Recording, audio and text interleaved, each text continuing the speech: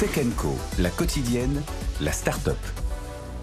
Oui, Tech for Future 2025, qui est l'un des grands événements tech de France chaque année, organisé par la Tribune.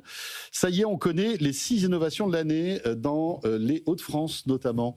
Et on va en découvrir l'une d'entre elles avec Louis Derry qui est avec nous sur le plateau. Bonsoir Louis. Bonsoir. Vous êtes CEO et cofondateur donc de Lumo. Déjà bravo de faire partie de cette, innovation de l'année des Tech for Future 2025 organisé par la Tribune.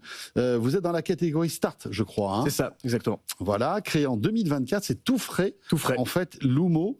Et en fait, vous révolutionnez la correction d'examens avec une approche innovante. Les examens des étudiants, en fait. C'est ça. En fait, nous, on s'adresse aux écoles du supérieur en France. Donc, Lumo, comment ça marche ? Une école a besoin de corriger des examens. Donc, ils font appel à nous. Donc, ils vont nous envoyer comme un correcteur normal, mais nous, on peut dire qu'on est un super correcteur. Donc, les copies avec les critères de correction. Donc, il faut scanner les copies, les envoyer. Alors, il y a du tapuscrit, ou manuscrit, on les scanne, ou tapuscrit, c'est du PDF, donc on peut nous les envoyer. Bien sûr. Et donc, nous, on va prendre contact avec un référent de l'examen. Ça peut être un professeur, ça peut être un responsable pédagogique, un intervenant. Et en fait, nous, on n'est pas un logiciel, on est une agence de correction, donc on a un côté très humain. Et donc, on va comprendre les critères avec eux. On va, en interne, grâce à un logiciel qu'on a développé, qui utilise l'intelligence artificielle et nos responsables de correction, donc des experts de correction, corriger en moins de 15 jours et renvoyer l'examen à l'école. Donc, qu'est-ce que vous apportez concrètement ? C'est-à-dire plus de rapidité. Vous faites quoi ? Une première lecture, en fait, du devoir, c'est ça ? Donc déjà, de l'examen ? on est beaucoup plus rapide, vous l'avez dit, parce que les délais, on le sait, dans les écoles, ça peut atteindre plusieurs mois. C'est problématique quand on commence un deuxième semestre, on ne sait toujours pas si on va avoir ses notes. Mais aussi, il y a un autre point, c'est que la correction, c'est très chronophage. Ça prend énormément de temps et c'est un gros problème pour les écoles. De un, pour recruter des intervenants.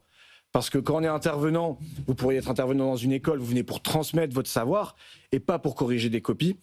Et de deux, déjà que ça prend du temps, si on veut mettre des feedbacks complets pour chaque étudiant, ça devient très compliqué. Très utile quand on a des rattrapages. Si on n'a pas de retour sur notre correction, on ne peut pas s'améliorer.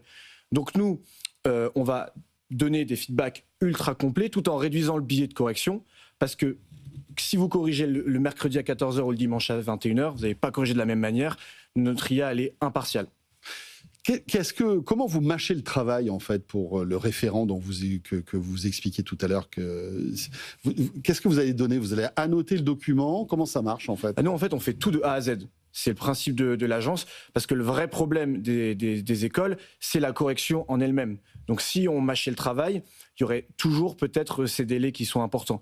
Donc nous, on va vraiment comprendre les attendus pédagogiques, parce qu'on fait pas les cours, c'est pas notre travail. Et donc, on va faire une pré-correction avec les critères. Donc on va présenter quelques copies, une dizaine de copies par exemple, au référent de correction, qui va valider avec nous. Ensuite, on va tout corriger, on va lui présenter ce qu'on a fait.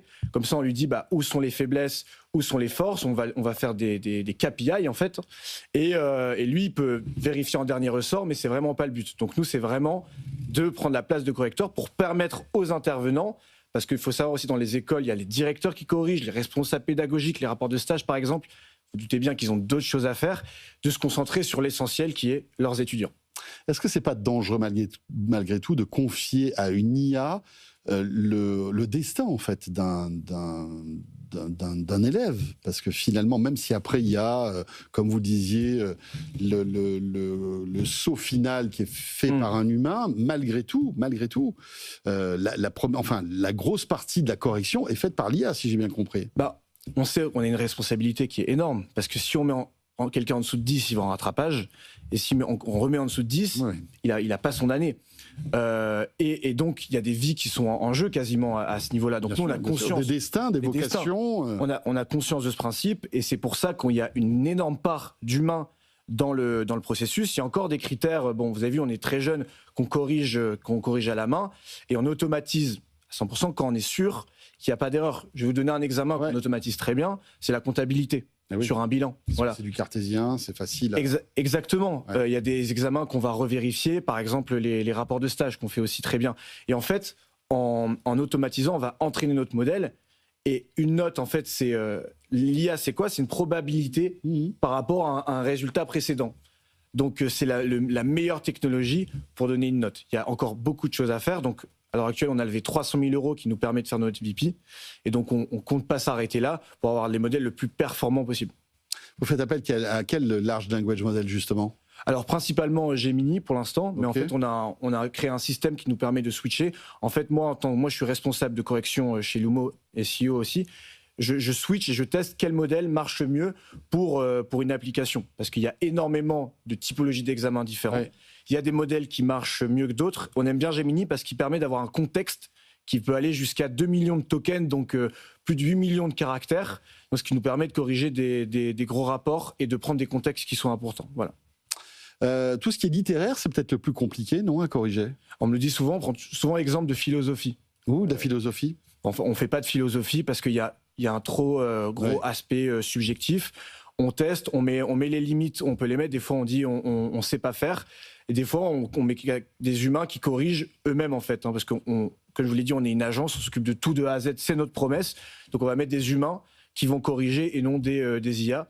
On fait des tests sur des modèles. Notre limite, c'est quoi? On teste, on donne à l'école. Et s'ils valident, on va plus loin. Sinon, on en reste là. Alors, vous êtes, je disais, tout jeune, créé l'année dernière. Est-ce que vous avez déjà des établissements qui font appel à vos services? Oui, on a 8 clients à l'heure actuelle, dont un de nos beaux clients qui est Pigier, qui est une école qui existe depuis plus de 180 ans. Ils sont vraiment à la pointe de l'innovation. Et ils font appel à nous pour les feedbacks, justement, pour donner des feedbacks complets à leurs étudiants et pour réduire drastiquement le temps de correction. Très bien. Et la prochaine étape, c'est évidemment d'essaimer votre solution auprès de toujours plus d'établissements. C'est ça, voilà. Maintenant, il faut qu'on arrive à scaler notre business pour le déployer sur des volumes. Par exemple, si on nous demande 10 000 corrections demain, parce que nous, on est une agence, mais on fait du volume. Si on voulait faire des examens de 10 copies, ça ne marcherait pas, il faudrait un logiciel. Donc, c'est de pouvoir toujours aller plus loin, améliorer la logistique, la communication, comme je vous l'ai dit, c'est une part très importante avec les écoles qui ont tous des besoins différents. Eh bien voilà, ça s'appelle Lumo. Merci beaucoup, Louis.